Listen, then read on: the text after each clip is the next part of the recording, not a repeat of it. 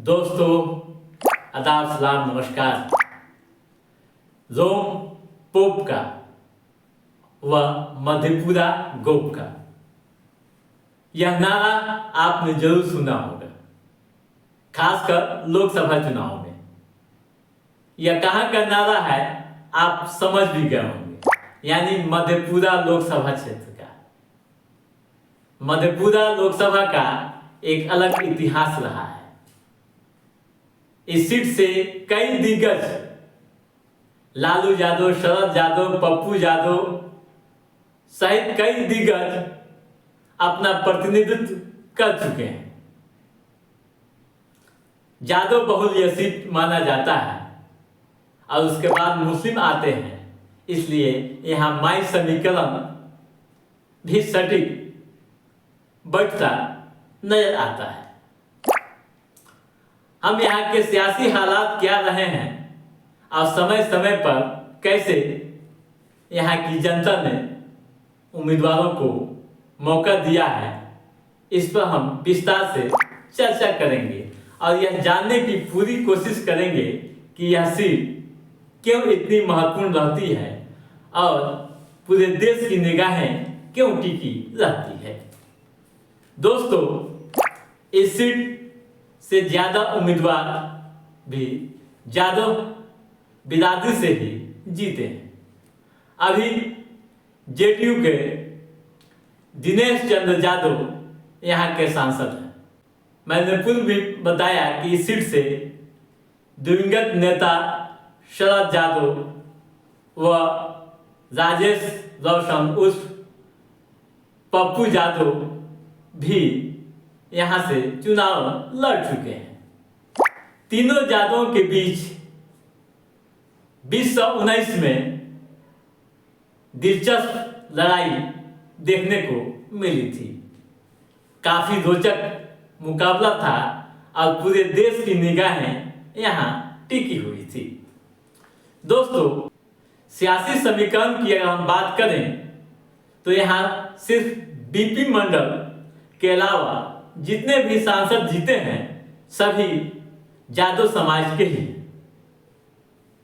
पहली बार 1967 में इस सीट पर चुनाव हुआ था और बीपी मंडल ने चुनाव जीते थे, यानी जीत दर्ज की थी।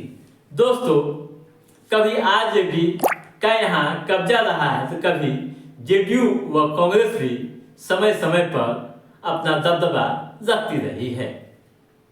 1998 व वर्ष 2004 में लालू यादव इस सीट से जीते थे और सदन में पहुंचे थे। इस सीट से पप्पू यादव भी 2 बार जीत हासिल कर चुके हैं। 2019 के लोकसभा चुनाव को आप देखें तो दिनेश चंद्र यादव ने जीत दर्ज की थी। जेडीयू के दिनेश चंद्र यादव को 6,24,334 वोट मिले थे, जबकि आरजेडी के शरद यादव को 3,22,807 वोटों पर संतोष करना पड़ा था। वहीं आरजेडी से अलग होकर अपनी पार्टी बनाने वाले पप्पू यादव को 97,631 वोट मिले थे। 38,540 वोट नोटा पर गिरे थे। अब आइए थोड़ा और आगे बढ़ते हैं। 2014 के भी चुनाव को हम देखते हैं। दोस्तों, 2014 के चुनाव में आरजेडी की टिकट पर पप्पू यादव मैदान में थे। उन्होंने जीत हासिल की थी। पप्पू यादव ने शरद यादव को हराया था। पप्पू को 3,68,937 वोट मिले थे, जबकि जेडीयू के शरद यादव को 3,12,728 वोटों पर संतोष करना पड़ा था। वहीं बीजेपी के विनय कुमार सिंह को 2,52,534 वोट हासिल हुए थे। 20,000 वोट नोटा पर गिरे थे। कुल 59.96% मतदान हुआ था। ठीक है, उससे पहले आइए फिर हम देखते हैं 2009 के चुनाव। दोस्तों 2009 के चुनाव में शरद यादव ने जीत हासिल की थी। शरद यादव ने 3,70,585 वोट हासिल किए थे, जबकि दूसरे नंबर पर रहे आरजेडी के प्रोफेसर रविंद्र चरण यादव को 1,92,946 वोट मिले थे। ठीक है। वहीं कांग्रेस के डॉक्टर ताराचंद सदा को 67,803 वोटों पर संतोष करना पड़ा था। ठीक है दोस्तों, अब आइए यहाँ का सियासी समीकरण भी हम थोड़ा सा समझ लेते हैं एक नए में। ठीक है दोस्तों, सबसे अधिक यहाँ यादव, उसके बाद मुस्लिम मतदाता है, उसके बाद ब्राह्मण राजपूत, यानी माई समीकरण का यहाँ पूरा बोलबाला है। यानी माई समीकरण ही जीत हार की नीति को तय करता है। ठीक है। या यूं कहें, अगर संख्या में बात करें तो यादवों की संख्या यहाँ करीब 3.3 लाख है।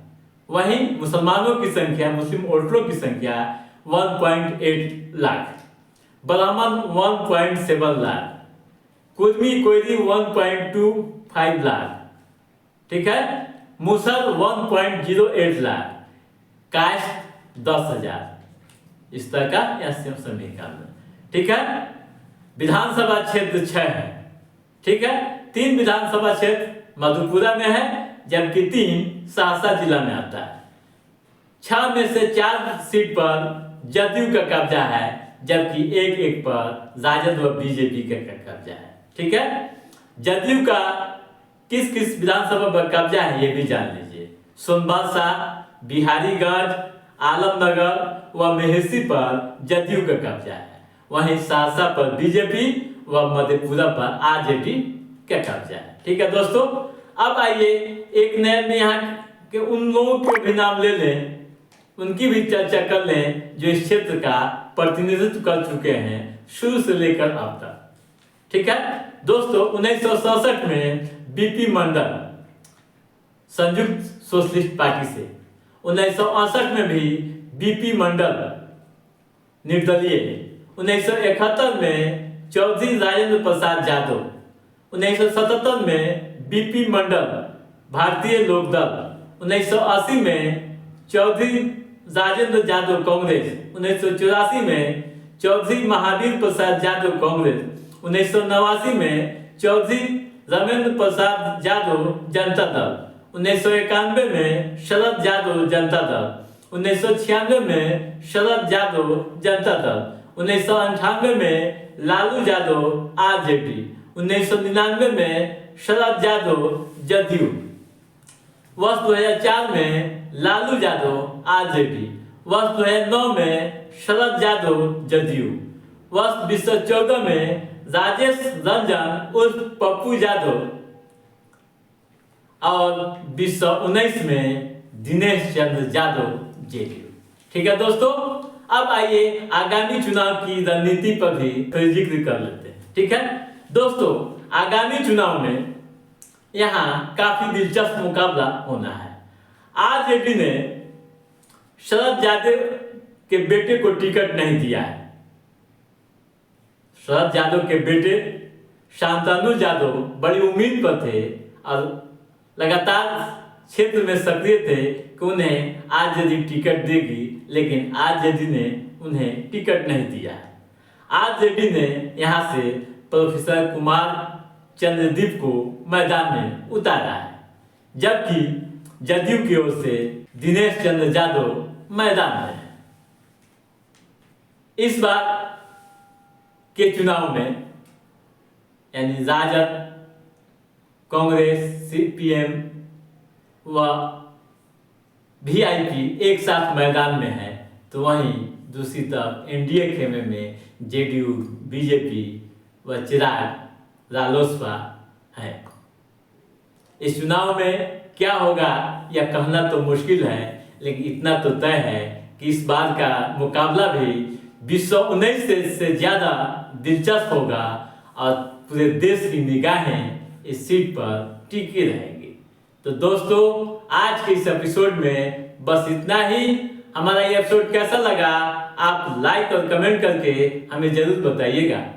यदि आपने हमारे चैनल को सब्सक्राइब नहीं किया है तो सब्सक्राइब भी कीजिएगा, ताकि राजनीतिक गतिविधियों से संबंधित जो भी अप टू डेट है उसे हम समय समय पर आपके बीच पहुंचाते रहेंगे।